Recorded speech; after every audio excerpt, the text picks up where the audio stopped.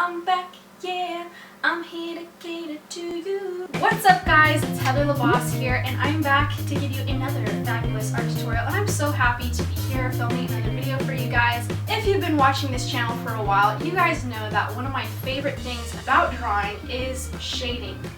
My absolute favorite part of drawing is being able to shade in things and make it pop off the page.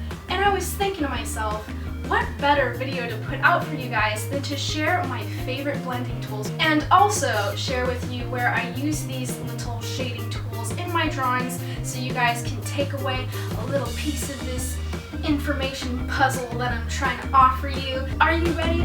Let's get into this video. I'm going to start with my favorite blending tool of all time, which is toilet paper. I know you probably already think you know all the purposes of toilet paper, but you don't until you've used it for your artwork.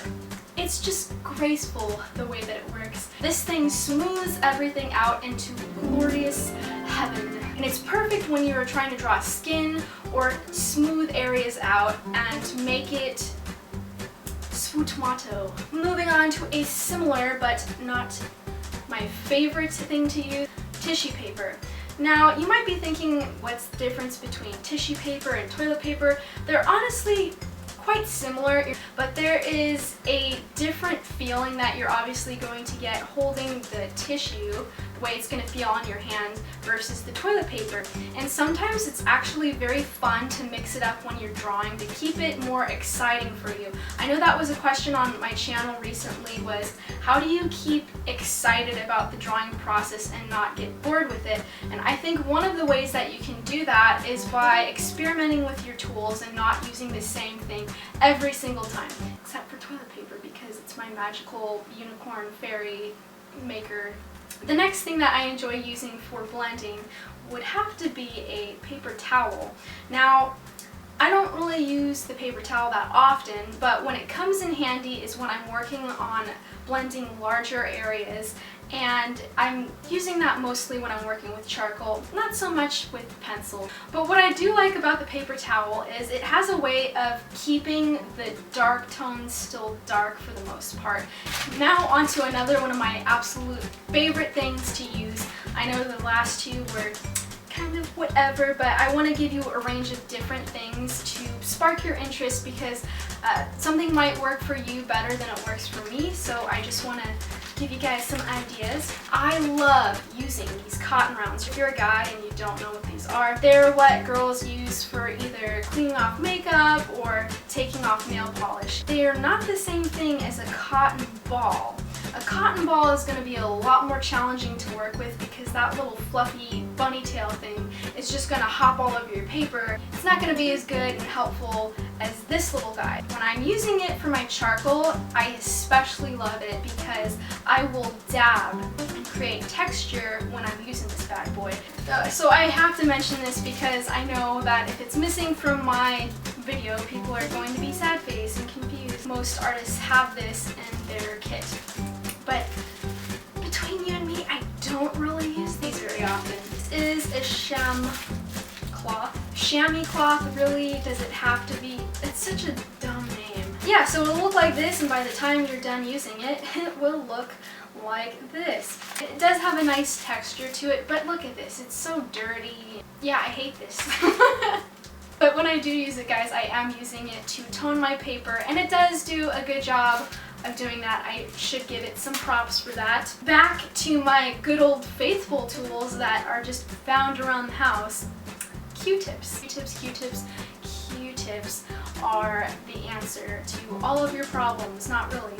You know when you have a line, for instance, it's a line when you're drawing a face, and it's just there, and you don't really want it to be there. It's just this stark, contrasting line, and just thinking, go away line. I don't want to see you, but I don't want to erase you out either because you're important.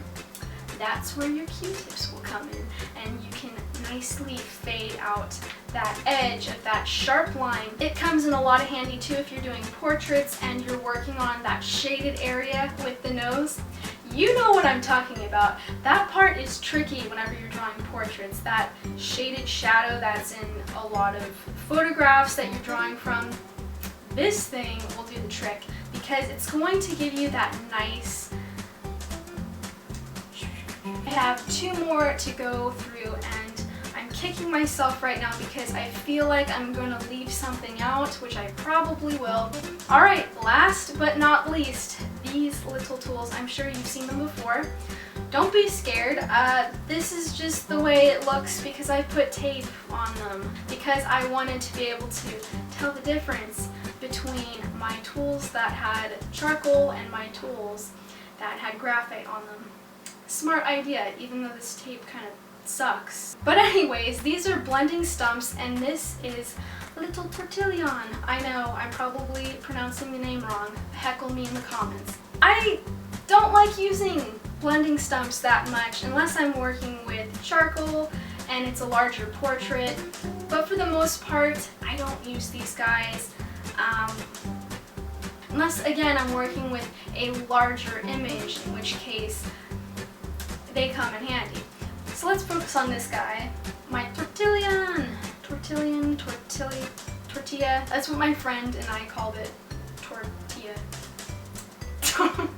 So if there is one thing that I do enjoy picking up at the craft store and buying, it is these little guys. Because if I'm drawing and it's going into the tear duct and all of this area, this guy is going to get in there and be able to do things that I just can't do without him. So I need him around. When I'm working with eyelashes and stuff like that, for the base of the eyelashes, I like to go in there and use my tortillion, whatever, and do that. So I love you. You are great. Thank you for being helpful for all these years, my friend. So there you guys go. Those are the tools that I absolutely love to use when well, not all of them. Some of them, you know, not so much, but others I absolutely adore using when I am blending my pictures and my portraits and all that good stuff. I hope that you enjoyed this video, and give it a thumbs up if you did. And if you haven't already subscribed to my channel, you can do that for more art videos and sometimes some craft videos. We inspire each other over here. It's pretty fun. You should tag along for next time. I love you guys so much. Have a beautiful day and keep on drawing and stay creative. Mwah! Just, it's like a squashed bunny tail. My videos are so strange.